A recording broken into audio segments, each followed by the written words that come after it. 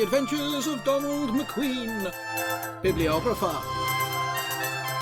Chapter 9. A Cat Called Doggerel, the Source of All Knowledge and Wisdom.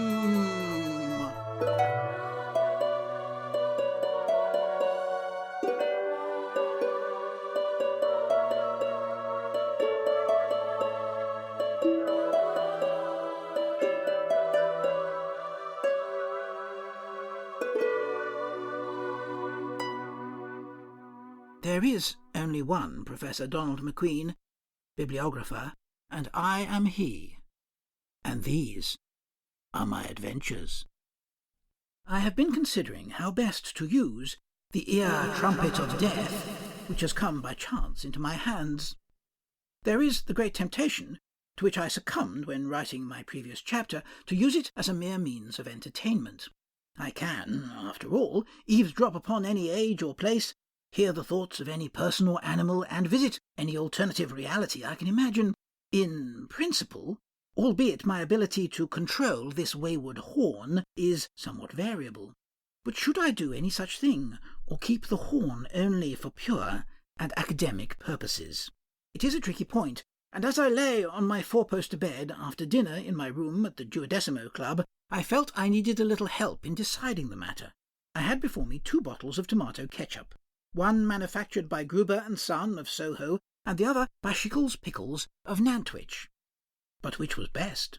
I felt that one must surely revive my senses, and give me the power and resolve to answer the great ear-trumpet question, while the other would merely befuddle my brain, and incline me to mistake parchment for vellum, or vice versa. Let me describe the bottles. Gruber's ketchup is in a tall, narrow vial of pink-tinted glass, with a bulb at the foot. It is an elegant container which stands well, foursquare upon the table, even when nearly empty. Its mouth is a little narrow, perhaps, and sometimes the delicious contents can barely be tempted from the opening onto my tongue. There are 2 printed labels on the bottle, a circular label on the foot, which bears all the necessary gustatorial minutiae, and a narrow band around the top of the neck, which carries only the legend, Gruber's Finest Tomato Ketchup. The other bottle, that for Shickles condiment, is quite different. It is hexagonal in cross-section and perfectly straight-sided, apart from the neck, which curves in slightly at the last moment possible and changes shape to create the necessary circular opening which bears the golden screw-top. The glass is of a dark green hue, so that the contents can barely be seen from without. This bottle likewise bears 2 labels, on 2 diametrically opposed flanks of the hexagon, both long, narrow, and elegant, the one bearing the legally required rubric, the other the words Shickles Heavenly Tomato Ketchup. Of the 2 bottles, I deem Gruber's the more beautiful in form, but I find the typography of the labels on Shickles' container the more perfect. But which is the better source? If you will excuse me for a moment, I will make a telephone call and determine the answer.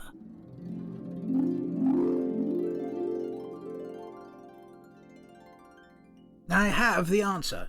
Gruber's Finest Tomato Ketchup is, by far, the richer sauce. I opened and inverted the elegant bottle and allowed a few drops of the nectar to fall upon my tongue. Immediately I understood the answer to my great question about the ear-trumpet. It was in my possession now.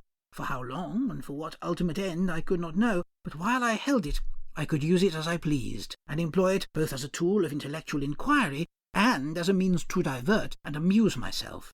I was pleased with this answer to my great query, as I had in truth been wondering what could possibly happen next in the Venus probe storyline which I had been following. I immediately inserted the trumpet into my lug-hole and allowed my mind to wander in the appropriate direction.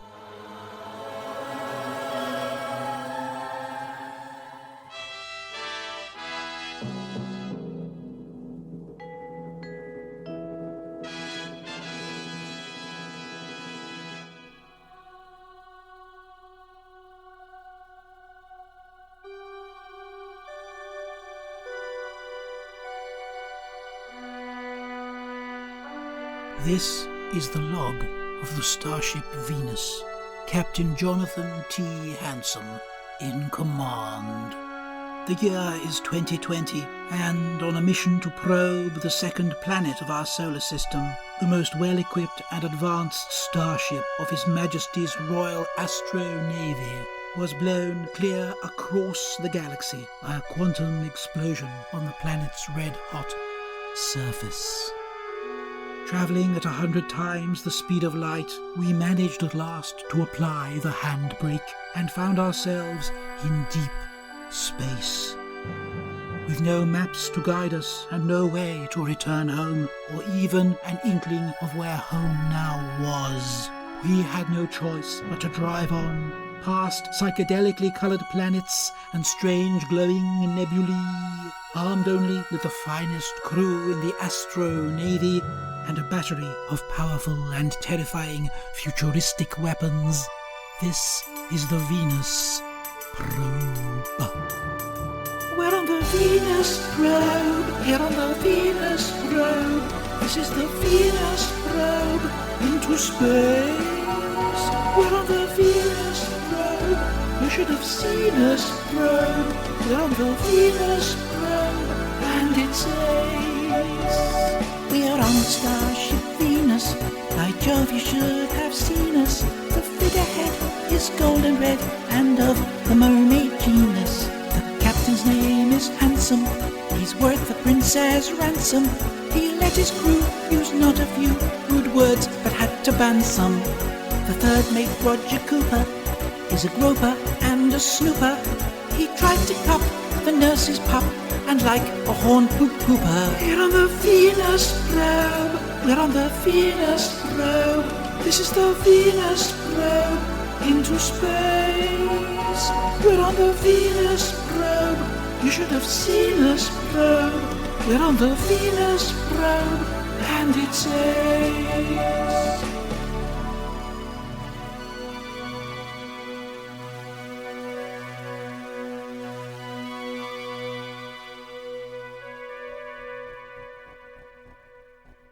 Captain Handsome's Space Journal, Astrodate 2011.3, Supplemental.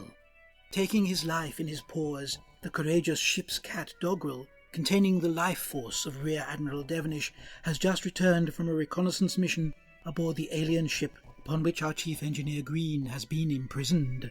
He was tempted from a plump red cushion by an artificial lady cat created by Green and completed by Science Officer Flufflaff, who lured him back to the starship Venus and in whose company he is now relaxing before being brought up to the bridge to tell us all. 7 minutes have elapsed, sir. Surely Doggerel has finished now. Switch on the microphone, Flufflaff. Evidently not. We should give him a few more moments.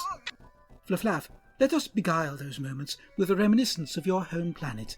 Tell us about Garamond 12. It is the most beautiful planet you can imagine, sir, except for all the other planets in the Garamond system, which are equally beautiful. It is a large solar system by your Earth standards, Captain, consisting of more than 70 planets, a dozen of them habitable, and all of silvery complexion. The Claudians evolved on my world, Garamond 12, and soon developed interplanetary space travel so that they could colonize the entire system. That was many millennia ago, and on each planet evolution diverged, so that now Claudians appear quite different depending on their point of origin in the solar system, though we all retain the wonderful even temperament, scientific intelligence, and pale beauty of our race. The largest inhabitable planet, that nearest the Sun, is Garamond 6, and here the intense gravity, heat, and light have altered the population so that they are all blind dwarves who wear nothing but Bermuda shorts and get around entirely by a combination of echolocation and feeling their surroundings with their long, prehensile fingers. They are known as the bleeping gropers of Garamond 6, and one can always hear one coming by the bleeping, by the cries of other beings which have been digitally explored, and by the thuds and curses of the bleeping gropers as they bump into furniture and doorposts, since their echolocation and environment fondling are, to be frank, hopelessly ineffective. At the other end of the extreme is Garamond 72. This is the smallest habitable planet and the furthest from the Sun, and here the Claudians have grown immense, some 6 times taller than myself, and have developed thick layers of blubber and long yellowish fur to protect them from the profound cold. Their eyes have evolved to be large and luminous to make the most of the feeble daylight, and they survive their long winter, which lasts 6 of your Earth years, by remaining paralytically drunk on locally brewed Edelweiss rum for the entire period. Their large brains make them bow and stoop, so that a group of approaching Claudians from Garamond 72 looks like nothing so much as a bunch of giant, hairy, ambulant bananas, reeking of rum. Ah, Jamaican bananas. So tell me, why is your nose on upside down? My nose is not on upside down. Yours is.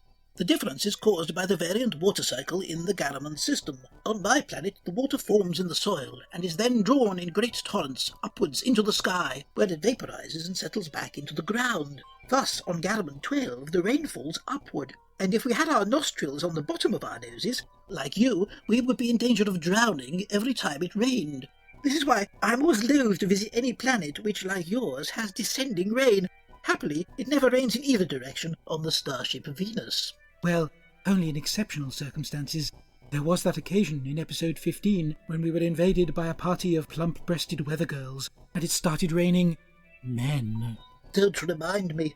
Shall we see if Doggerel has completed his task? Affirmative. That is the sound of job satisfaction. Shall I report to the space lift and collect Doggerel, sir? Gracious, Cooper, I'd quite forgotten you were here. Just because I've been off camera and off mic since the middle of the last but one episode does not mean I've ceased to exist. I've been here all the time, just waiting for my next cue. Well, yes, thank you. Do please go down to the space lift and collect Doggerel in his basket and report with him to briefing room number 7, the smallest briefing room in the starship, and Flufflaff and I will meet you there.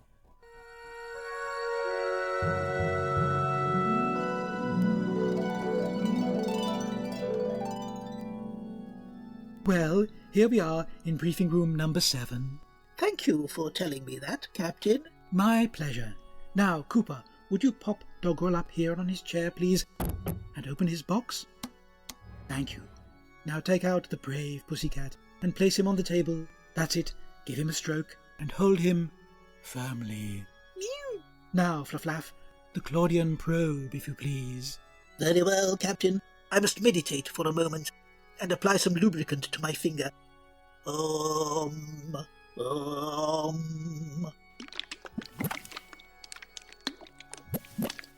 Now, Rear Admiral, brace yourself. Mew.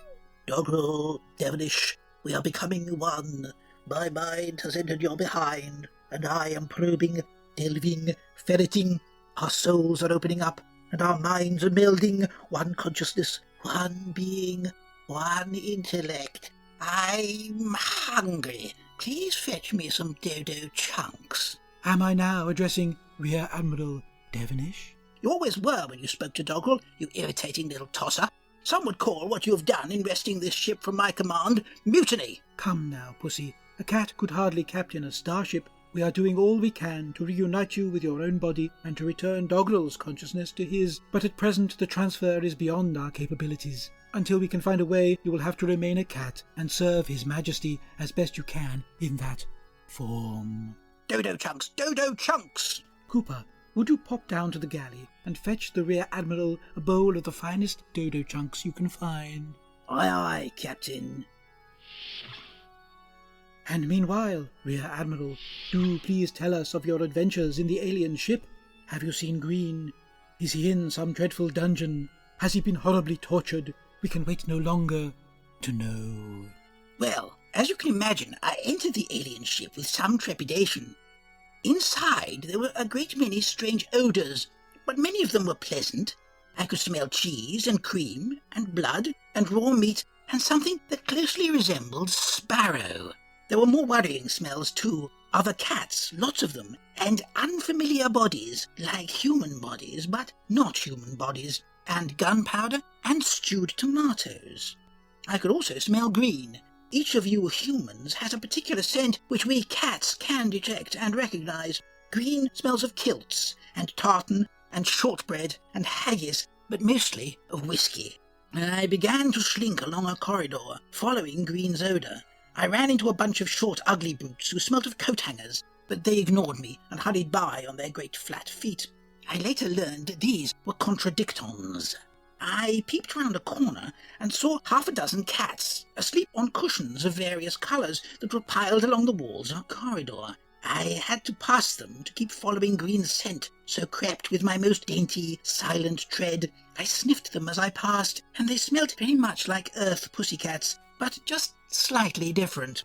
They represented, I should say, an example of parallel evolution. They were a little smaller than earth cats, and all were either tabby or of a golden colour, and their tails were unusually long and lithe and sometimes fluffy, but they were otherwise very much like myself. They continued to sleep soundly, several snoring, as I tiptoed past. The scent of kilts and whisky was growing stronger, and then I came to a wide doorway which opened into a vast laboratory full of gleaming apparatus, flashing lights, and electronical sounds. There, standing at a workbench and tinkering with a machine of some description, was Green. He was hardly in a cell, but working merrily at a bench in the most well-equipped laboratory I have ever seen. Green was humming a happy Celtic song to himself as he worked. There was a puff of smoke and the smell of burning lavender as he soldered a little blue wire to a little green thing. I called out to him, "Mew?" "Why, sweet Doggerel, what are you doing here, laddie? I suppose you've come to rescue me." I nodded. "Well, there's no need for all that. These epistolarians should have told you all that was afoot. I'm here willingly, you know, and happy as a haggis in the mating season." He nodded towards a large beaker at his elbow, which contained a yellow liquid, smelling remarkably like a single malt. He picked me up and sat me on the bench beside him, then told me the whole story. The alien race which had abducted him come from the planet Cygnus II, and call themselves the Epistolarians. I don't like the sound of that. Any alien race with the word pistol in its name is obviously belligerent. Not at all, Captain. The Epistolarians do not glory in pistols, but in epistles. Theirs is one of the most technologically and culturally advanced civilizations in the galaxy. They have developed the natural, physical, and medical sciences to such a level of perfection that they live in peace and comfort and fear no other race. And they see their culture manifested in its highest form in their love of letter writing. Although they can send messages to one another by electricity and even by telepathy, they hold in almost theological regard the manuscript letter, written with a golden pen, using ink squeezed from a pygmy mole upon a sheet of the finest white paper, which they fold carefully and place into beautifully crafted envelopes, sealing them with wax and elegant signets and applying postage stamps, the design of which is seen as the pinnacle of fine art on their planet.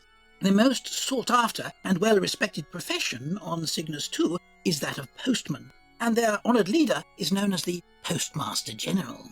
Can you guess, Captain Handsome, Commander Flufflaff, why the Epistolarians should have taken such an interest in Chief Engineer Green? He invented a franking machine, the best franking machine the world has ever seen.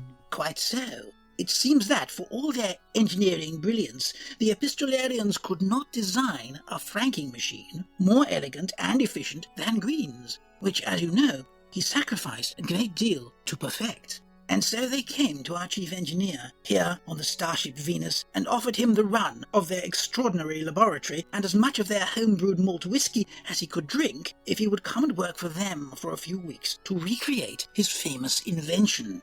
He was naturally nervous, but they sweetened the deal with tatties and neeps and a titanium jockstrap specially designed, as the name suggests, to protect and support on the most valuable and vulnerable regions of an injured Scotsman. They also offered him an escape from his responsibilities aboard the Venus by promising that his place would be taken, pro tempore, by a robot so sophisticated that no one would notice his absence. How could he resist?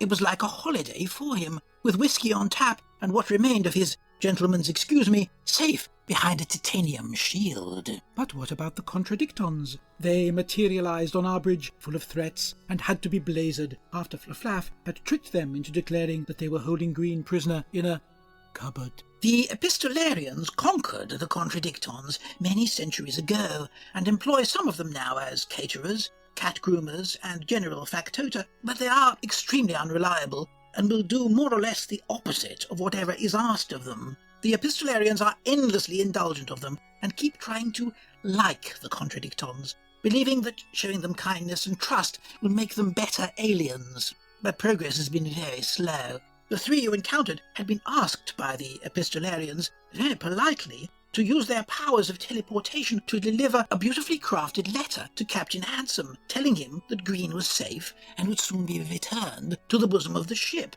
They had detected, you see, that the robot Green had been recognized as a replacement. They were hoping not to trouble us at all with his temporary removal, but had failed to understand his flaws which arguably make up the greater part of his engineering genius, but which they did not program into his robot self. However, the contradictons who materialized on the bridge of the Venus evidently delivered a message rather different from that intended, and it sounds as if Flaflaf contradicted them into boasting that they were holding Green prisoner in a cupboard, which was not quite the truth. They found themselves blazed into oblivion for their pains, which serves them jolly well right for their disingenuous bravado and deficiencies in the departments of both wit and wisdom. Green told me that his franking machine was only about half made, so that he would need another 2 days at least in the epistolarian's workshop. He took a long swig of whiskey substitute immediately after he said it, and I caught his meaning. I felt the need for sleep then. Ever since I've been a cat, I've been tremendously sleepy, and settled down on the workbench while Green returned to his spicy soldering.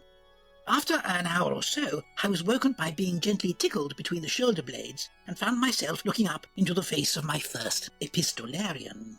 It was a pale face, large but not unpleasing, and somehow half-human, as if an actor were wearing some sort of rubbery additions about his cheeks and brow. He had very human eyes, and greeted me in English, telling me what a handsome fellow I was, which I know already, of course, and remarking my impressive size and colour. Black cats are unknown on Cygnus 2, all the native pussies being some variation of marmalade, brindle, or tawny, and I was, the alien told me, a most remarkable and beautiful specimen. He told me, too, that his name was Engelbert. I later learned that the epistolarian language is partly telepathic, so that the noises they make can be understood by any sentient being, which is very handy. Engelbert took me in his arms and carried me very gently to a large room where there were many other cats lounging around, cleaning themselves primly or sound asleep on plump cushions. The scents of the other cats disturbed me somewhat, but they seemed like an indifferent bunch, and I concluded that they posed me no threat. The epistolarian set me down on the floor, then passed to a shining machine which he tapped a few buttons upon the face of before opening a small hatch and drawing out a golden bowl. I knew from the odour immediately what was in it. Liver. He placed the delicious mess before me, and I quickly swallowed it down and mewed for more. Engelbert returned to the machine and called forth a second bowl, this time containing something even more tasty. The most delectable part of a little bird is its ballocks, but they are tiny, and only the cockbird has them, and you do not know until long after you have killed the bird whether it will in fact have any ballocks. But what I found before me in the golden bowl was 2 enormous bird testicles. The smell was divine. I hesitated to imagine the sparrow from which they had come, and was glad indeed I did not have to kill it myself.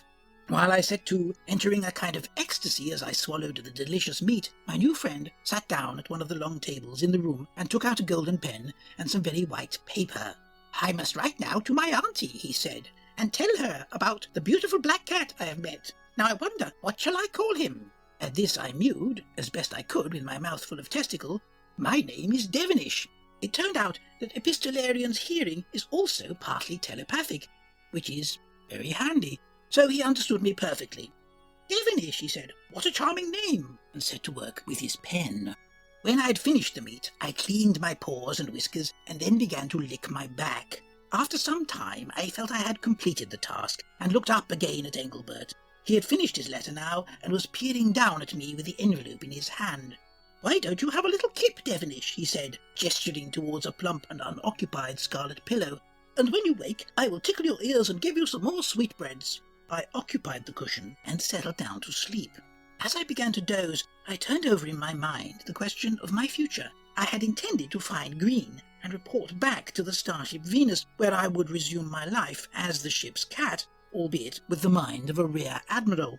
I had my duty, even as a cat, but now I was tempted by the epistolarian ship, where cats were treated with great civility and gentleness, fed with delicious meaty bird parts, and mouse parts too for all I knew, and were allowed to sleep on cushions at absolute liberty. What awaited me aboard the Venus? Another bowl of dodo chunks and Flaflaf's finger. I had half made up my mind to defect to the epistolarians when sleep overtook me and I was drawn into the world of dreams. Since being a cat, I have found my dreams evolving from those of a man, you know the sort of thing I mean, being pursued by a naked Oscar Wilde across a rickety wooden bridge which was also on fire, looking down and realizing that I too was naked, or trouserless and underpantless at least, and then looking up to realize I was on stage in one of Mr. Wilde's comedies without any idea of which part I was playing or what my lines might be, entering a passage which narrowed and dwindled before me so that I became stuck in its jaws as I pressed forward, trying desperately to escape the giant crab which I knew to be at my back, bursting at last into the ladies' clothing department of Marks and Spencer, where 100 beautiful lady shop assistants in scanty outfits were laughing and pointing at me as I realized I was standing at the foot of the guillotine, or upon the step of an enormous electric chair, sparking and thrumming in the half-light. You know the sort of thing. Well, those dreams have gradually given way to others, to the dreams of a cat. I see a bird. I chase the bird. The bird gets away. I see a mouse. I chase the mouse. The mouse gets away. I see another bird. I chase the bird. That's about the sum of a cat's dreams. And frankly, I've been glad to leave behind all those visions of late 19th century dramatists of the aesthetic persuasion, giant crabs, shop girls, electric chairs, and the like. I was dreaming of a bird. I was chasing the bird. I had almost caught it in my nimble paws when I awoke to see before me the most beautiful, perfect, alluring creature I had ever seen. She looked like a cat, but she was not a cat. I knew that because her scent was wrong. She smelt not of claws and hunger, but of warm diodes and stale haggis. But goodness, goodness, goodness, how she looked! I could not have imagined a more delightful, more desirable beauty. I had to have her. The rest you know, gentlemen. I pursued that vision of feline beauty as she fled before me, dodging and weaving like the bird I had just dreamed I was chasing, but my hunger was so much greater now, and several times I nearly caught the fleeing creature. I knew, of course, that I was being manipulated, but I could not resist. The false enchantress sped away from me, and I sped after her, out through the cat flap and onto the surface of the moon, and thence into the lift, where the door closed at once, and I had that perfect queen to myself. I will not tell you, gentlemen, what she and I did in that lift in those few minutes. I will never forget it, and I will never forget her. And though I know she is but a simulacrum of a cat, I cannot but believe that she too will always remember the sweetness of our lovemaking. Now here I am, returned to the Starship Venus somewhat against my will, and crouching with Flufflaff's finger where no finger should ever be. Perhaps, now that you have your story, you might instruct him to remove it, Captain. Before I do so, Doggerel, I wish to ask a question or two. You have explained the link between the epistolarians and the contradictons, but our scanners also picked up traces of a sentient vegetable on that ship. We feared it was a garlic. Well, might you mew and glance around like that, but have no fear, pussycat, there are no garlics here. But is one of those most unpalatable of aliens aboard the epistolarian ship?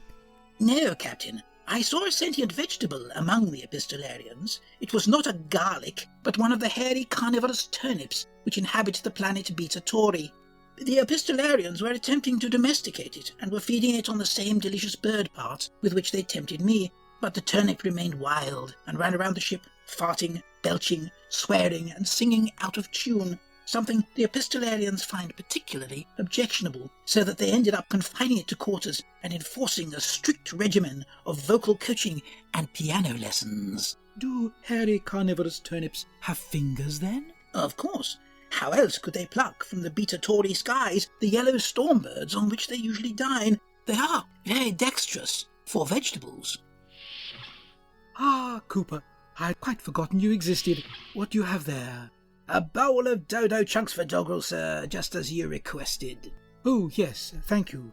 One final question, Doggerel, before Cooper serves up your chunks. How long did you say Green would remain a guest of the epistolarians? He is, I think, rather dawdling in his work to recreate his franking machine, as he is enjoying the run of the aliens' very well-equipped laboratory and the bottomless glass of synthetic scotch with which they have supplied him. But I don't imagine he could hang the work out for more than a day or two more. Do we really want him back, sir? The robot Green is so much more congenial a fellow.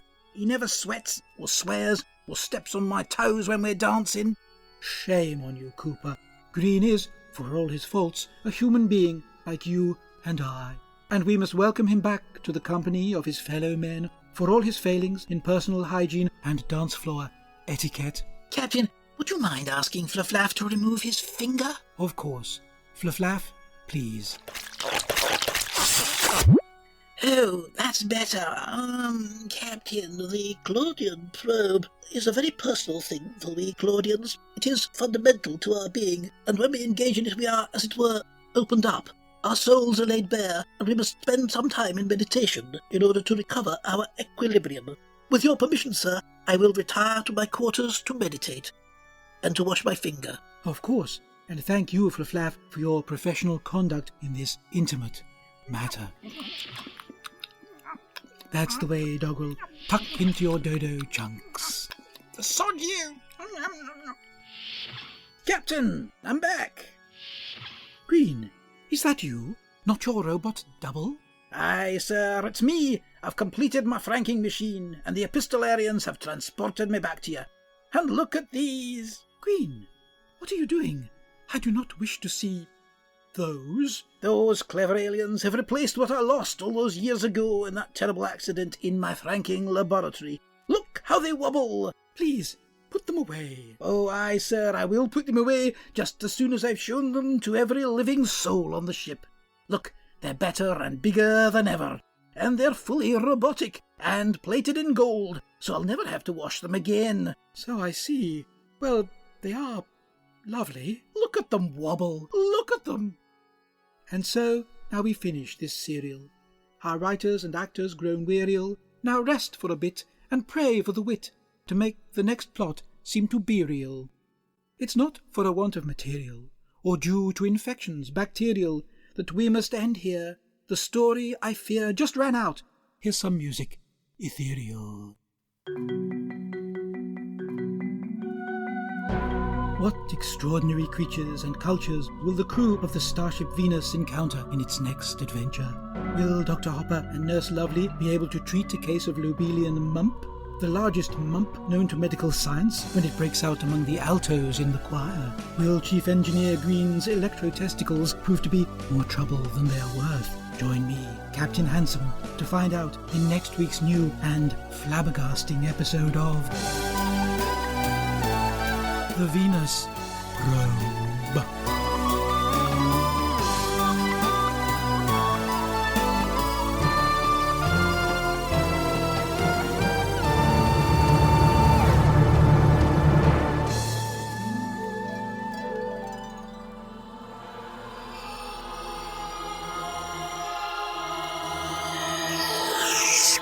I withdrew the trumpet from my ear. Certain feelings had been stirred by hearing this episode of the Venus Probe. While I still entertained a lingering doubt about the propriety of my using the trumpet for mere entertainment, two other sentiments had crept into my skull and were kneading at my cerebral hemispheres. One was guilt, not so much for having used the trumpet for pleasure-seeking, but for having allowed it to distract me from my great work, the unravelling of the mystery of the Codex Asinorum. The other was a sudden concern and affection for my own dear Doggerel, having heard so much of his namesake. In short, I was missing my cat. I determined that I would, come the morning, leave the Duodecimo Club and return to Knoxford and to Timor Mortis College to resume my studies in the Fellows' Library and to renew my acquaintance with a certain sharp-toothed gentleman in black.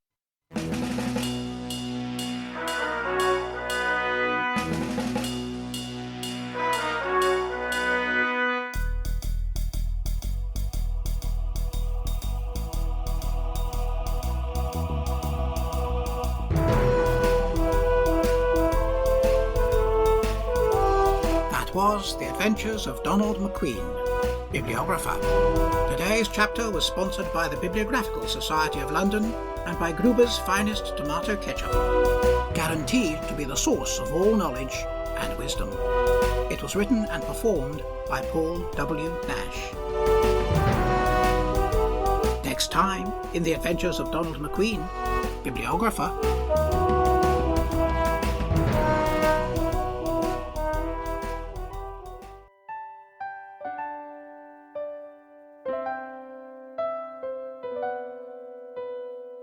This is Seckerson, the musical dog. Seckerson is the only dog in the world who can both compose music and play the piano. But Seckerson has fallen upon hard times. Once he composed all those pathetic piano tunes which, coupled with an appeal made in the most earnest and condescending tones, attempted to pluck unbearably at your heartstrings. Remember all those advertisements? Look at that starving donkey, dog, cat or child. Look at that shivering child, cat, dog or donkey. Look at Seckerson. See how thin he has grown, how he shivers, how his beard is matted and seething with vermin. He is so weak, he can barely play the piano. Seckerson has not had a commission for months. The charities say, we have all the plinky-plonky piano music we need, or else they say, we're moving on and using string arrangements instead. Seckerson urgently needs your help. Do you run a charity which wishes to affect the tender-hearted with a combination of patronizing voiceover and some dreadful heart-wrenching music? If so, please send Seckerson a commission, however small. Even a single arpeggio would help. Without your help, Seckerson, the musical dog, will have to take up the banjo.